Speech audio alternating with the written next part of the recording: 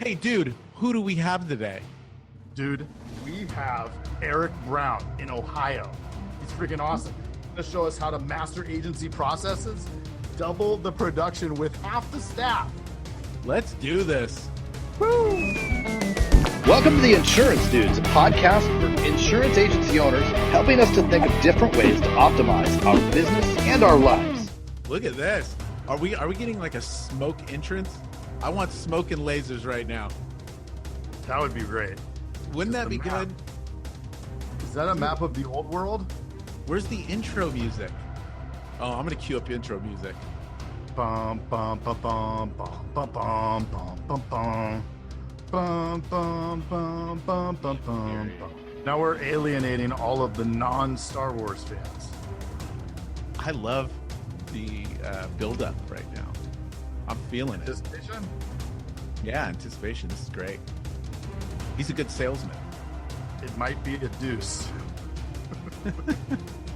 I forgot to ask him. But we're recording. This is going to be a good intro, by the way. Yeah, I mean. Okay, I'll peruse the wall. There's Is that a nothing. Pez dispenser up there? Oh, What's next to the Goonies map? What is that? Next to the Goonies map? Yeah. that's the key from the movie. From what movie? From Goonies? From Goonies. Eric, What's up, guys? how you doing? Good, man. How are you? Good, dude. So you came on, it was just your office, and I was like, dude, this is going to be a rad intro. So we're going to cue up some intro music. I was thinking smoke and lasers. Yeah, Right? we wanted smoke and lasers. Well, so did Dr. Evil. Ooh. Freaking sharks with freaking laser beams. Right, exactly. So, but unfortunately, you're going to have to settle for me. Dude, you're doing webinars and podcasts nonstop these days. Yeah, my schedule's been pretty busy. I don't know what the deal is. For some reason, I think it's because I say the F word a lot and it makes people laugh. I don't know. You're rocking the tribe. You're rocking ASA. Well, Right. yeah. And I mean, I don't know. I wouldn't say that I'm rocking it. I just, they invited me out to come talk and I was super honored to do it. I don't know. It's just that thing, man. When you get in that groove and you're able to help people, that's your duty to help. You know what I mean? Like you should do something every day to lift somebody else up. So, Yep. You sound like it's Dave awesome. Williams. dude, I tell you what, man, that dude he's awesome. You know what I mean? Yeah. Yep. So inspiring. Hashtag Inspire a Nation. Right. I know. I was super down. He reached out to me to do his that day challenge for his brother passing, and I was all set to do it, and a bunch of stuff went down that week, and my week just it completely got away from me, and I wasn't able to get it done. So I have a makeup day to make sure I still Just get do it it anyway. I did it the day after. Yeah, and that's what I'm gonna have to do. So, but I'm still committed to getting it done for him. Yeah, same That's here. awesome. I was gone. And I was off the grid, and I was like, "Oh crap!"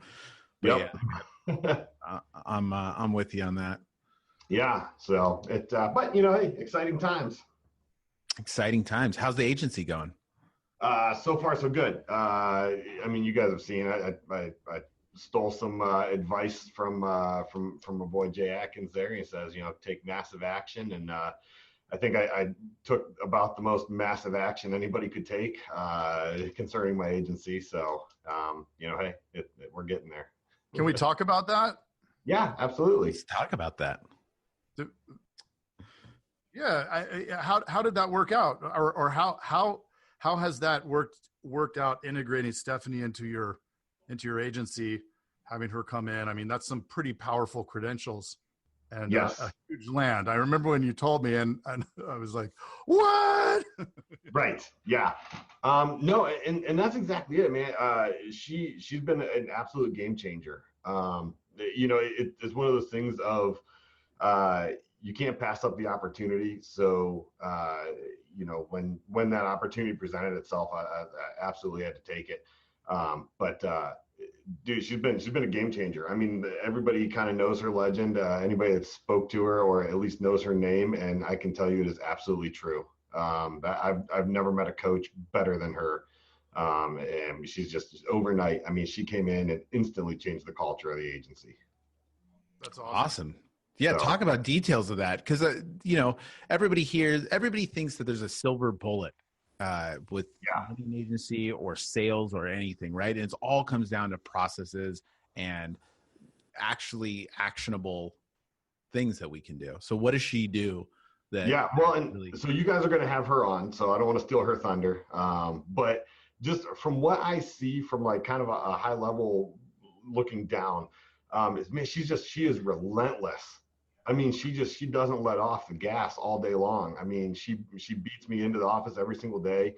Normally I'm driving to work and she's already, texting me like, hey, I need to log into this. What's your password? Or, whatever.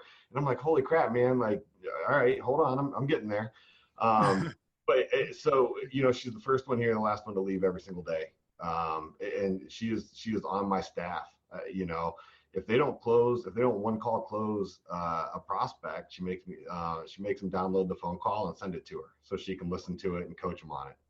So every single call that they get on, if they don't one call close it, every single call. If they don't one call close it, they have to download it and send it to her. And and then she'll go through it. She knows what to look for, and she immediately coaches them on it. And that's the thing. I mean, as soon as like she's online listening to their calls live as they're going on. With the VoIP systems, everybody has that capability. So if you're not doing that, I guess my question would be why? I know my answer at least was because as an agency owner, you get bogged down and you're like, oh, I'm too busy. But then when the numbers start to slide, it's nobody's fault but our own. So you have two choices. Either you make the time, you let your agency fail, or you hire somebody that's their sole responsibility in life. But, just in the impact she's had in 2 weeks with me now, the cost, the additional cost of having somebody on staff to do that is easily going to be paid for by the increase in production. That's awesome. How have you changed? I feel useless for the first time in my life. You know what though? And actually it's a good, so I read every single morning. Right. So I'm a huge proponent. I think you should read a book every day. And so the best advice I got was read 13 pages every day. Because if you read 13 pages a day, it's something like 80 books a year that you'll end up reading. It's insane. Wow. So that's what I've been doing. And I had just finished in May, what's the Extreme Ownership from Jocko Willink. Yeah. And so, he talks in there about leadership, and he's like, if you're a leader and your team needs you, you're a horrible leader. Like, you have failed. If your team needs you, you have completely missed the mark. Your team should want you, but they should never need you. Right. And so up until this point, over the last, 15, 16 months of growing my agency, I always felt like my team needed me. If I was gone, it felt like my office was sort of falling apart, and stuff like that. And so I restructured here in the last 2 weeks. I moved Nicole, who is here in my office. I moved her over to service. So she is my service manager and the actual office manager, just managing like day-to-day operations, which is she is phenomenal. Anybody that's emailed me, texted me, messaged me, stuff like that, normally you get a response from Nicole. So she is phenomenal, making sure I get where I need to be when I need to be there, and making sure that my customers are taken care of and the agency's running smooth. And then Stephanie came in, took over the sales team, coaching, leads, analyzing leads, all that kind of stuff from me. And so for the first time, it's been weird walking around and you like pop in and ask Stephanie, say, hey, what do you need from me? Nothing. Okay.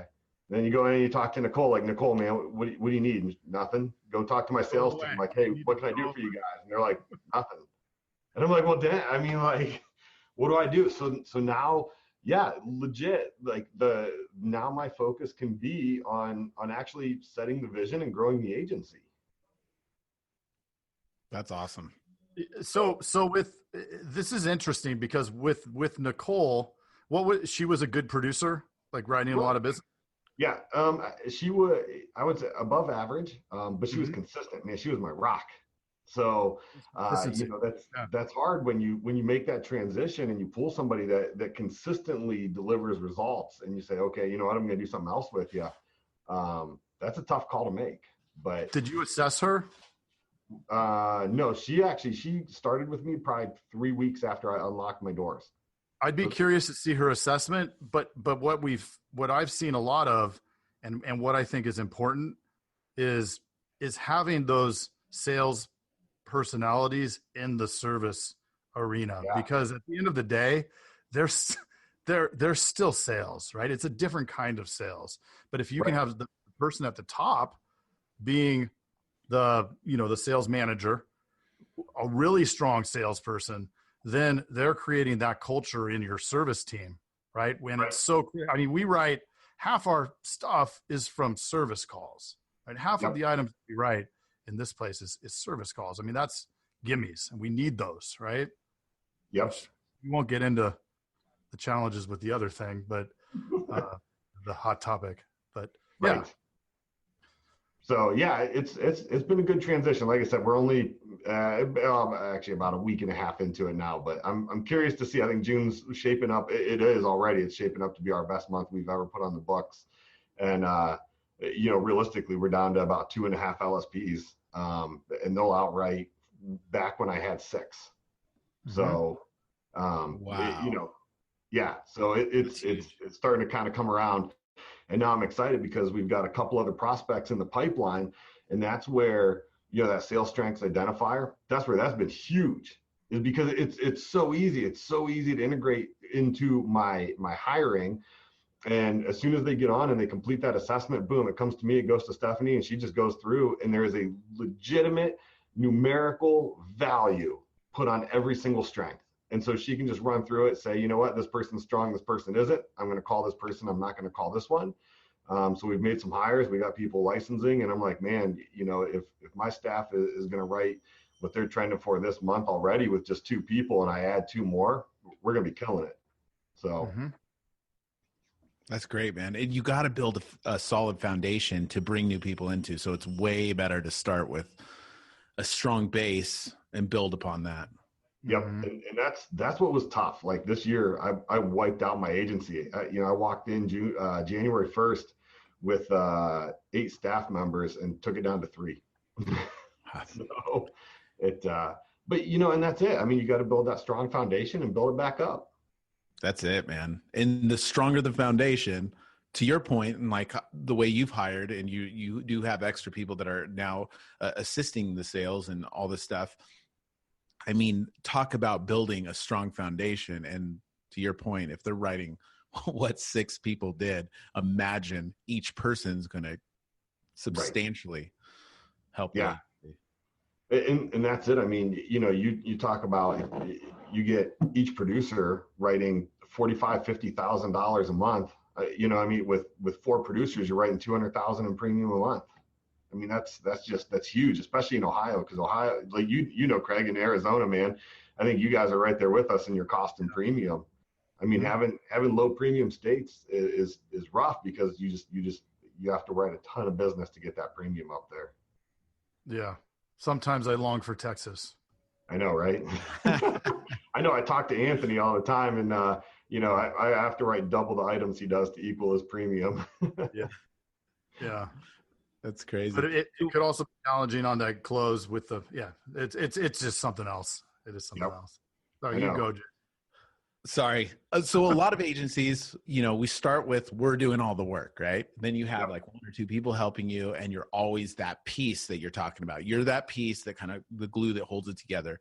So I think one of the biggest challenges for me when I started going out of that was like, how do you build that?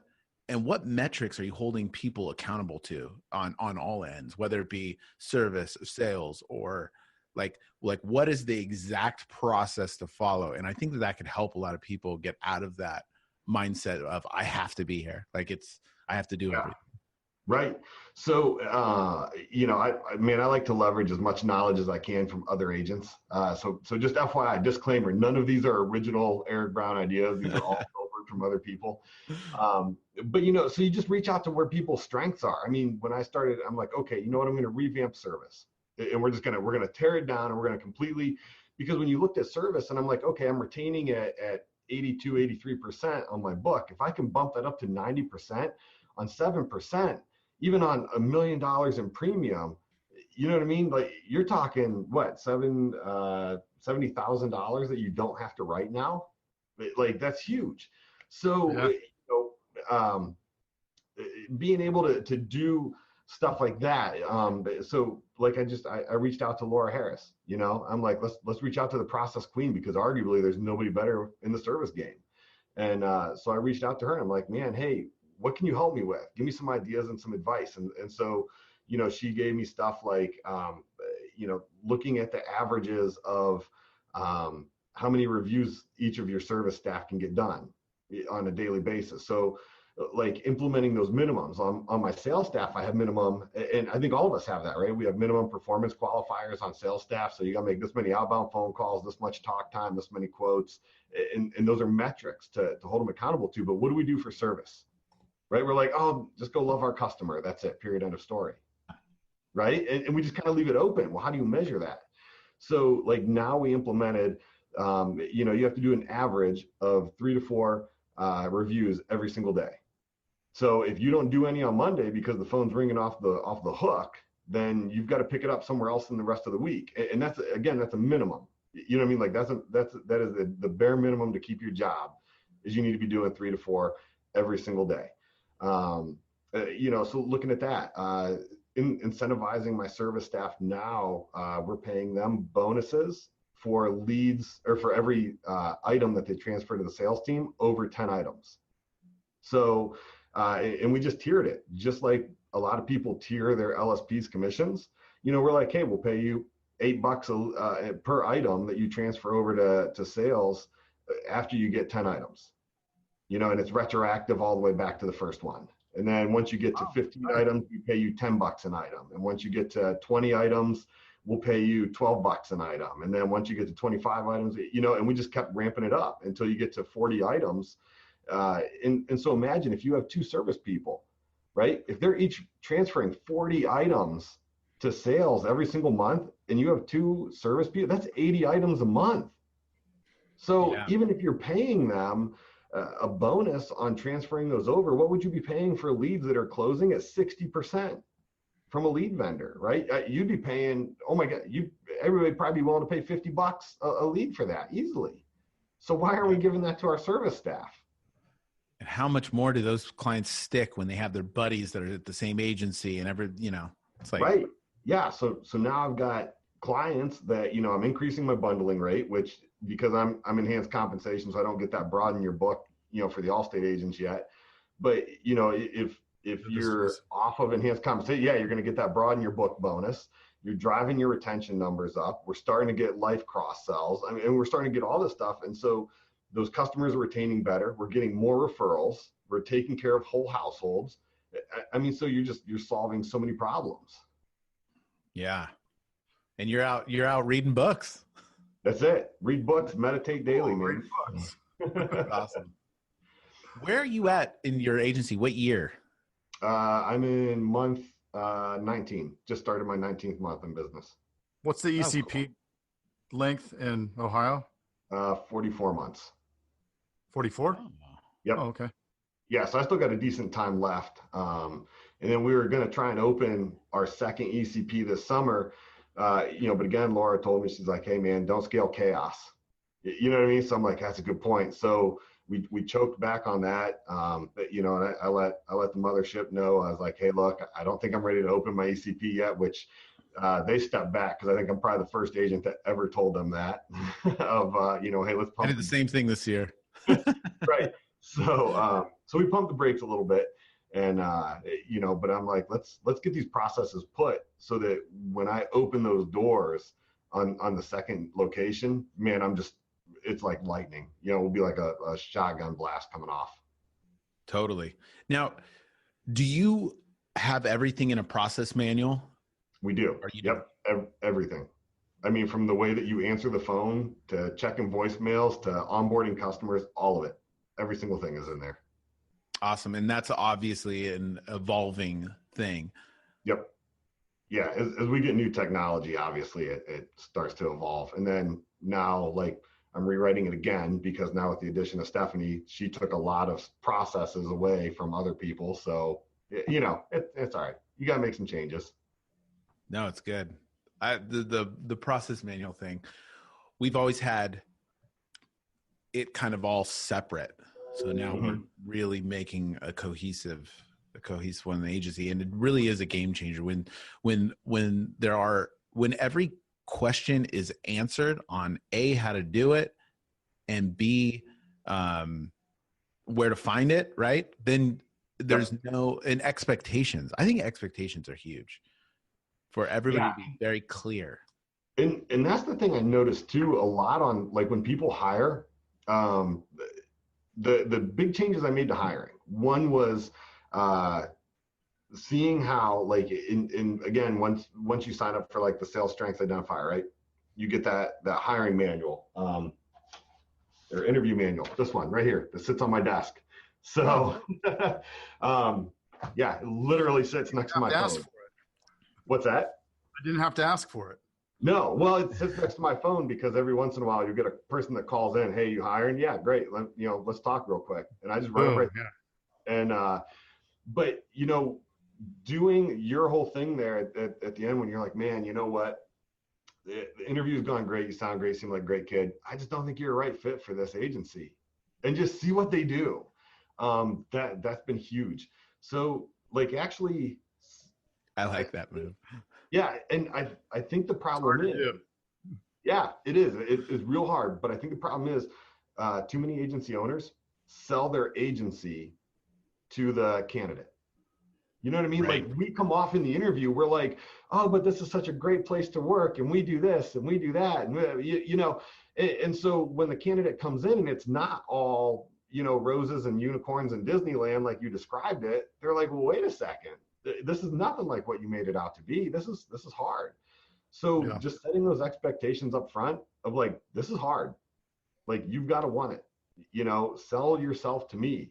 And then being, like you said, Jason, man, being super clear on the expectations of, like, look, you know, we have a rolling average for sales. If over a 2-month rolling average, you ever fall below 25 items, you're fired.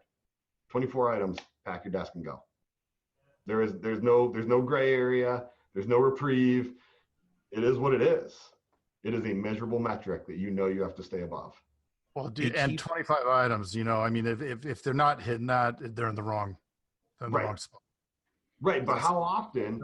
Premium, right? And I almost put that into place to hold myself accountable, because I don't know how you guys are. Like, I love everybody. You know, I come into work and, you know, I'll be like, hey, where's that new guy I hired 2 weeks ago? And, you know, like, everybody will be like, well, we fired him like last week. I'm like, oh no, I really liked him. And they'll be like, bro, he couldn't sell anything. He sucked, you know? And, you know, I think too long we'll pull people along because we're under the impression we have to just fill seats to fill seats. And we're like, well, this guy has a pulse and can fog a mirror. So, you know, staff. And we think we can, like, try and raise the work ethic. But 25 items is just work ethic. There's not, like, you don't need any skill to sell 25 items. Like, that's just picking up the phone and making the dials. Yeah. So, yeah, if you can't hit that, you're just not even coming in and trying. Yeah, true. So, yep. So I put that in almost for myself and not for them. Like, if they fall below 25 items, that's my signal that I need to let them go. You hit a really important point about selling the agency to the employment candidate versus the other way around. And it really is this dichotomy where agents typically aren't going to be looking or hiring until they need, right? And then when they need, because they're firefighting, they're not the fire captain, they're the firefighter, and they're putting out all the fires. I don't have time. I can't do it. But just like your book reading, 13 pages a day, you get however many books that is. In the same way, 2 hours a week of screening candidates, 2 hours. Like, everybody can find 2 hours. You know, easily jerk around doing something else. If you put it on your calendar, you're hard and fast, and it's your rule, and you hold yourself accountable to it, you get to those candidates, and then you become that person who isn't hiring out of need, right? Because you can be more selective. Hey, look, I got 5 coming in, or I have 5 I'm talking to. Some weeks I'll have none. I'll have none. Some weeks I have more. It averages out to about 2 hours a week. But you're always talking to them. And, I've heard from so many agents also, well, I can't do that because I don't have a spot. And it's like, you're not going to find somebody, right? Okay, so wait. Let me address that real quick, because somebody actually just said that to me the other day. I'm like, dude, you need to be recruiting. And they're like, well, I don't have any open spots. Here's the thing. I didn't have an open spot for a sales manager, right? Right. And so if you're the owner of the Golden State Warriors, when they're winning all these championships, and LeBron James in his prime comes over to your team and is like, hey man, I want to join Steph Curry and all these guys. Can you find a spot for me? Dude, if you're the owner of Golden State, you're like, dude, I will, no more seats in the locker room. Like, like we're selling towels. We're doing whatever we can to afford you, bro. Like, I will make room. And so that's he'll pay for himself, right? Like his or herself. You bring on a killer. You bring on. Stephanie's paid for herself in 2 weeks. Oh yeah. For her, for $500,000 salary. And the thing too to think about on that is, like, on day one she comes in, and at 19 months in business, I would say, I think anybody that's 19 months in would probably be like, dude, you're crazy. You don't need a sales manager. You know what I mean? You're 19 months in business. But, like, think about all the things that they have dropped the ball on training us on that we don't know, that somebody with her amount of experience knows. So, like, in day one, she came in and showed me how to mine 6,000 leads out of my current book. So she added 6,000 leads into my CRM from my current book of business. And I'm like, holy crap, man. Like, those are just audits and reports that I never knew existed, that I didn't know how to run. And so, again, what would you pay for 6,000 leads? You know what I mean? Like, totally. So if you start kind of looking at the cost that way, it actually becomes very doable. But so just like to your point, if just because you don't have a spot for somebody, man, never stop looking, because when a rock star presents themselves, like, you make room. You figure out how to make it work. Like, I'll work out of the broom closet and give somebody my office if that's what it takes. I will make room for you. And, you have somebody you have to get rid of that you weren't expecting, right? You find out somebody writing bad business or whatever. There's that lag time. And because we love everybody, you and I are similar. I love everybody. Yep. And it's just like, it's a killer when somebody turns on you, and so then you have that open spot. If you don't have a bullpen, if people to potentially reach into, you're 3 months out. Yep. And that person that you get, you're making a lot of concessions, because they can fog a mirror and they have a license, and you go, all right, I'll bring them on. I know that she seems a little wonky, but let's do it anyway.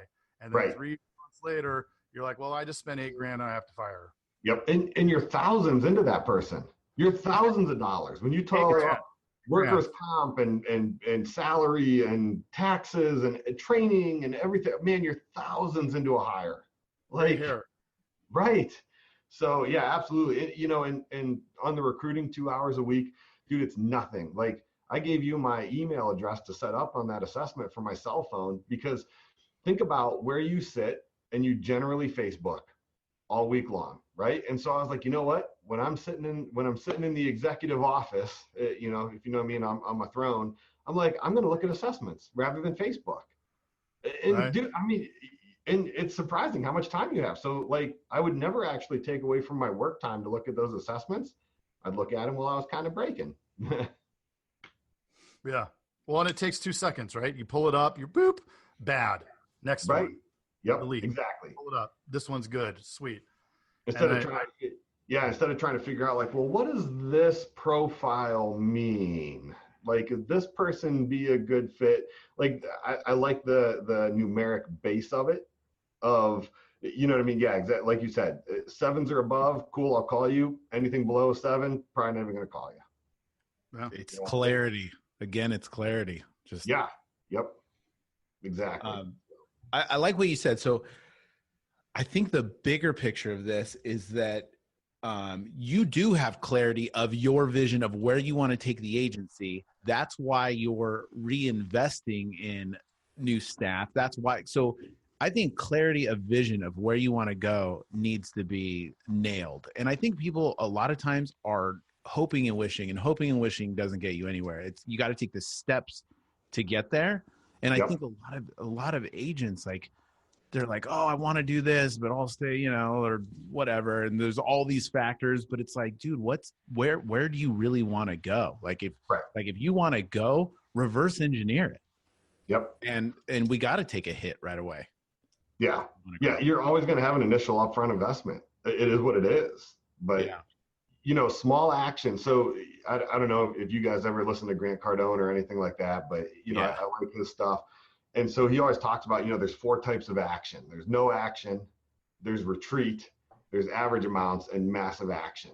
You know, and he's like, and the most dangerous action is average amounts, because you actually think you're doing stuff and really you're just wasting time. You know, but like, whereas no action, like, okay, you didn't do anything, so you don't expect a return. And retreat, like, you're just kind of worthless anyway.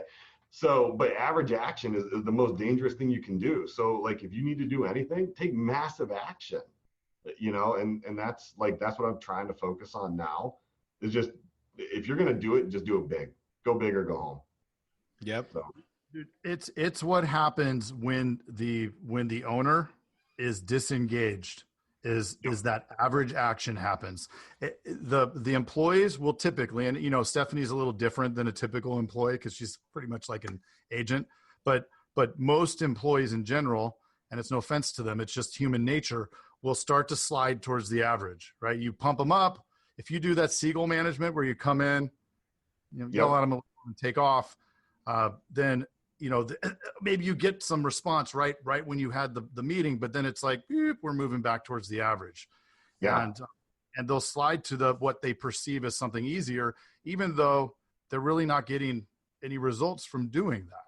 Right. Yep. Whether it's how they sell or how they make the calls. I mean, I had an example here where I looked at the process. I was like, man, you're not hitting the whole cancellation audit. Let's look at it. And we drilled down and it turned out she's looking up, you know, she's looking before she calls each number, looking up, checking the billing. And I said, well, so how many of the people that you call do you actually get a hold of? 1 in 10. Right. So, but you're checking before on each call. So how long does that take? Oh, only a few minutes. Okay. Let's say it's 3 minutes, you know, 3 minutes times 10 is 30 minutes, but you only got a hold of one of them. So you spent 30 minutes prepping for one person. Right. And she's like, oh, I didn't think of it like that. Right. It's like, well, why don't you just do it as you're calling them? Right. What does it matter? I mean, why does it matter? I mean, the numbers aren't going to change if you look at it before you call or during the call. Like they are what, I mean, they might, if it's an alliance, they'll probably change. You know, those change, like, you know, but it's that, you know, just simplifying. And then they go, oh, that is a better way. Right. But it's so critical for us to provide that support, because sometimes they just don't think of it like that. Yeah. You know, we're numbers people. Yep. You know? One of my favorite. Oh, sorry. Go ahead. I was just going to say, one of my favorite things to do is we have a dialer for Russian roulette, and it's everybody. And we just run through a dialer. And when you get them on the phone, say, hey, thanks for being with us. Start a normal conversation. And then while you're on the conversation, see what you know, any gaps or anything they need. Like, you don't have to know. It doesn't have to be, oh, we're looking at, you know, monoline autos that, you know what I mean? It's like, who cares? Like everybody needs something. We have a ton of crap we can hawk. Yeah. Well, and a ton of protection. We all know the only way to have an effective conversation is for them to like you. Right. So that first part of the call has to be what Jason's saying. You're talking to a buddy. Hey, how's it going? What are you calling it? But you know, like I like it where it goes, where you take it as long as you can until they say, wait, why did you call? You know, like that best. Then it's like, oh, I totally forgot I was having so much fun. Yeah, right? exactly. I mean, how much better is that than, I like hey, that. this is Heather calling from Allstate. We want to go over your policy. Is this a good time? Vomit. Who wants to go over their policies? Yep. Nobody wants to have anything to do with their insurance. That's what I tell everybody. Here's the secret, and this is one of the things that we're teaching. So, we're getting ready. I'm hosting a live event right here in Ohio with the tribe, and it's going to be amazing. But that's one of the big things that we've been teaching and preaching is, just on that initial answer, how many times, and I listen to phone calls a lot from other agents, where I'm trying to help maybe figure out where they're going wrong with their internet leads. And they're like, hey, is this Craig? Right. And if somebody calls and says that to you, hey, is this Jason? Immediately, what does your mind tell you? Oh, salesperson. I say no. Nope. How am I going to get off this call? Right. Yeah. You're immediately, oh, it's a salesperson. Right. And so, you might be wrong every once in a while, but if you answer and I'm just like, hey, Jason, hey, man, how's it going? And you're just like, yeah, this is Jay, and so people are like, well, what if you're wrong? Then you're wrong. Who cares? Who know cares? What I mean? That's the right. What ifs are horrible. Who cares? Yeah. But it immediately catches them off guard because they're like, oh, is this a friend? Oh, this person knows me. You know what I mean? And so you're kind of already in before they even catch up to realize why you're calling. And then Craig, just like you said, man, that's exactly their next response is like, hey, wait, why were you calling? Like, where are you from again? And we're like, oh, we're from Allstate. And they're like, oh, but it's already too late. We're already down the rabbit hole. Like we're off and running. Like you. It's so funny. They're not going to hang up on you. Right. Exactly. I heard your script and it's so similar to ours. We have the exact same thought process and that's it. When I tell other people, especially because it's different per state, per county, right? Everybody greets somebody different, but literally take how you call your buddy and say that right off the bat, right. Sound and tone and everything else. That's the simplicity of it is that. And if you do that with internet leads, you're going to win. And then it's assuming the quote, you just keep going. Don't ask. Right. Hey, do you want a quote? I know I sure don't want a quote. Right. Yeah. No, I'm good. Yeah. It's crazy. Yeah. Is this a good time to go over your quote? No, right? Never. Yep. So, and to that point, here's a neat little game you can play for anybody that, wants to look into building a better script to get a hold of people. Have all of your staff call 5 of their friends from your VoIP system. So it's all recorded, right? Love it. Have each one person just be like, call 5 of your friends and just ask them, whatever. What they're doing this week. What their plans are for the weekend, right? And then go back and listen to the intro on every single call. Because if you have 4 producers and they each call 5 friends, you have 20 intros. Listen to how all 20 intros start. And like you said, depending on where you're from, they're going to be really similar. If you're from down south and stuff, I mean, it might be like, hey, howdy, my friend, or something. I don't know, whatever they say, Right.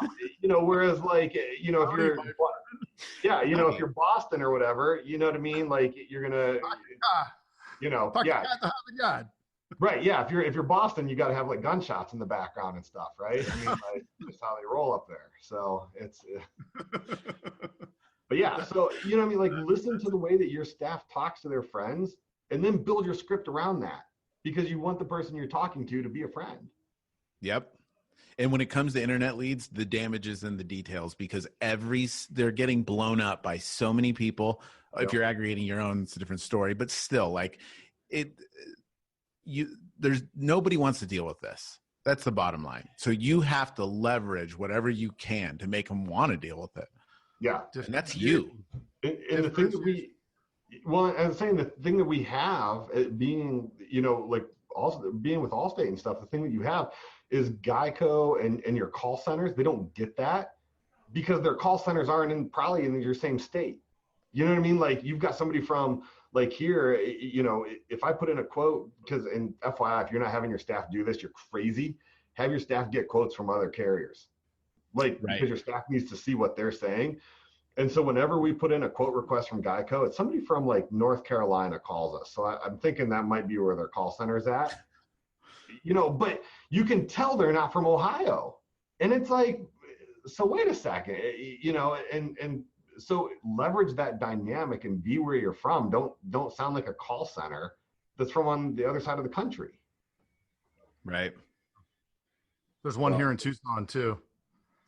Is there? Okay. If I do the ECP, I think I'm going to park a car out in front and just have a big banner across it.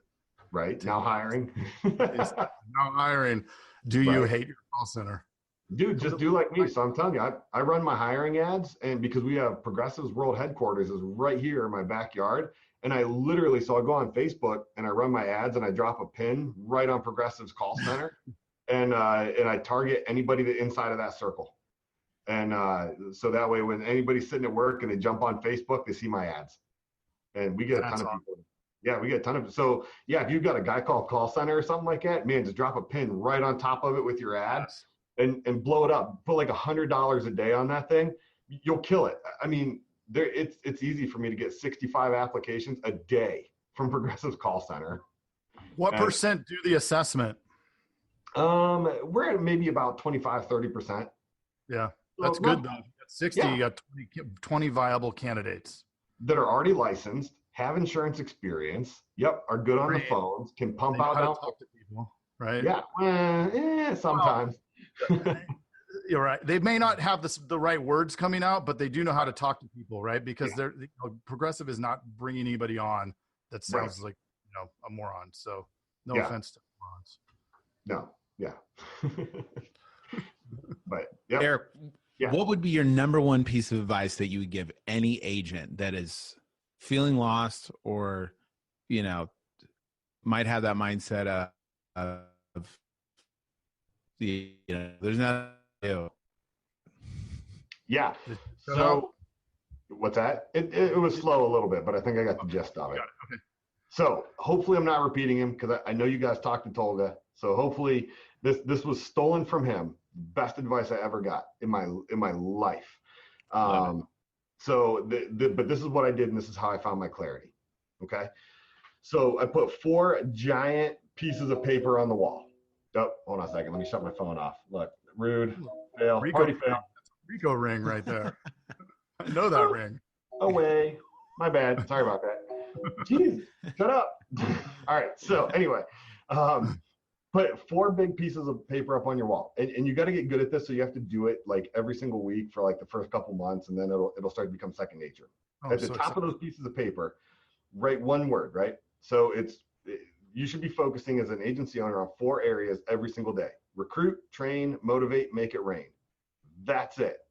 So before you do any single action, write down on one of those pieces of paper where that action falls into. Recruit, train, motivate, make it rain, right? So every single day you should take some time to recruit. Every single day you should train the people that you recruited. You should motivate the people that you trained and make it rain for all your rock star staff, right? That's it. That is your job as an agency owner. So if what you're doing doesn't fit on one of those pieces of paper, don't do it. Delegate it out, give it to somebody else, get it off your plate. But stop wasting your time on crap that doesn't matter. It needs to fit in one of those 4 categories. So much crap that doesn't matter. That's so easy to jump in that lane. Right? Like emails, I'm not going to lie. Emails are the biggest productivity killer. And agents are like, I spend 3 hours a day chasing my 1,000 emails that we get from Allstate and everybody else. Do those do anything for you? No. Why aren't you having your service staff answer your emails then? Because most of them are service related anyway, right? So designate one person to answer your emails for you. If there's something important, they'll let you know. Aren't you just supposed to push Control A and then delete? I know, right? Ugh. So FYI, Stephanie's first day with me, she's like, hey, I'm going to go through your emails. I'm like, cool.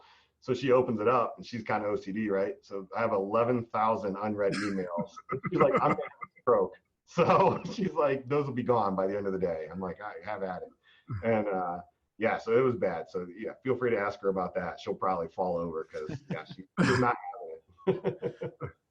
So, but so there you go. That would be my biggest piece of advice, right? When did you implement that? And how did it change? How fast was the change? So I started doing that probably November of last year. And so here, case in point. So really it took me until about January to get good at it. Because, a lot of times you just take off and you forget before you do the action to list it. Right. Not only that, but you'll see also what you do in a day. If you list every single action, you'll see what you do. So by January, I got pretty good at it. And I mean, we're up growth wise. So our market's harder this year. I would venture to say, talking to other Ohio agents, everybody agrees our market's a little tougher. We took some rate increases, but we're already up 63% over what we were last year at this time with half the staff. Nice. Congratulations. Yeah. That's So, awesome. you know what I mean? So again, measurable analytics that you can actually look at and be like, okay, I'm doing something right. And I cut you off on the last part and then just cut you off again. But you said with half the staff. I mean, yeah, that's enormous. Yeah. Enormous. Yep. Right? Look at the productivity increase by implementing these things. And then that cost, right? Now your expenses have gone down. Or even if it stays the same because you're making it rain for them, right? Right. Huge. How much happier and how much longer are they staying? Right. Yeah. When they're making twice as much. Yep, exactly. You know, you pay a staff $6,000-$7,000 a month. Yeah, they're going to be staying with you a lot more than a staff that, you know, that are struggling and getting by with $1,700, $1,800 a month. Yeah. It's no good for anybody. Yep. So yeah, I mean, that's it. You know, just be very purposeful in what you do and very careful and stop wasting time. Like we waste so much time. So true. This is the only industry, like I used to work in restaurant. I love the restaurant business and I love how fast paced it is. And like, I'm like, I love it. Like, I love that. And then I got into insurance and I'm like, oh my gosh, like this is it's like a freaking turtle. Right. And it's like, there's all this stuff that's just, it takes a long time. And it's so easy to fall into this like mundane, like, yep. Right. And that's it. But you know what? You got to make it fun. And if you're starting to burn out and you're getting into that where it's like, people don't like going to work. In all honesty, this is kind of the truth. People don't like going to work because you don't work enough. Right. And as dumb as that is to sound, like if you work harder and more, you'll have more fun because all of a sudden it's no longer just going to a job. Now it's like a lifestyle. You know what I mean? And so now you're just like kind of coming in and you're just living life rather than like, I have to go to work for 8 hours and you sit there and watch the clock. Like, dude, I get up at 5 a.m. and I start my routine and it's the same every single morning. And generally, I mean, I don't really watch the clock, but I get to the office anywhere between 8:30 and 9:30, just depending if I get into my workout, maybe it's feeling good. I might go for an extra hour or something. Who knows? But generally, so I'll get into the office 8:30, 9:30, and dude, I just work until I don't want to work anymore, you know, which is generally 8 o'clock at night. And I'm like, all right, cool, I'm done. I'm out. Go eat dinner with the family, you know, watch some America's Got Talent, and you know, hey, call it a night. There you go. So that's it, though. I mean, sorry to go back to what I was saying. It can be like that and it will be like that unless you make a conscious decision to push yourself. I think everybody's expectations of what can happen is ridiculously low. And I think when you do push yourself and you push your staff, it's going to make the vibe way better because it's like, holy crap, I can't believe I did this. Right. Mm-hmm. And then it's also the time's flying by. Like people want to stay later because it's like, oh, I just want to get this last policy in. It's like, right. A whole different vibe. Yeah. And that's the big thing too, is I changed the culture in my sales center. Everybody had individual offices, scrapped that. So I just added, I don't know, I think some people started commenting on it. So I added a hammock swing and beanbag chairs and stand-up desks. And it's like, you know what I mean? Like I can hear their, I can hipster playing through the wall. I can actually feel the bass on my wall right here from their speakers over there in the sales center. But yeah. So they're over there having a good time. You know, I mean, they just have fun and it is what it is. So just let them do their thing. Hey, wait a second. Awesome. I was on a way. I don't know why I did that. I gotta put in a ticket. It bounces you off if you get a call in. Oh, it must have been. So that's what happens if staff does that when they're like on a break, then it'll pull them off. And then, if you have an outside people doing calls for you, it can be a little frustrating. Oh, gotcha. All right. Yeah, it happens. This is awesome, man. We are up against the wall here. Any famous words? just tell Stephanie that I won't get to see her podcast, and that way you guys can ask her stuff about me, and I'll be able to watch it later and see what she really feels. Then we'll get you back on, and it'll be like a Jerry Springer type thing. Maybe we should do Right. that. I could sneak in like on the screen, but yeah, it'd be like both of them on, and just really, have them duke it out. nah, you know what though? She's, being from down south, man, she's tough. She'd probably beat me up. It's fine. Whatever. Yeah. That's she's awesome. scary. That's awesome. Eric? So, you can watch it on the visual is on YouTube. Yeah.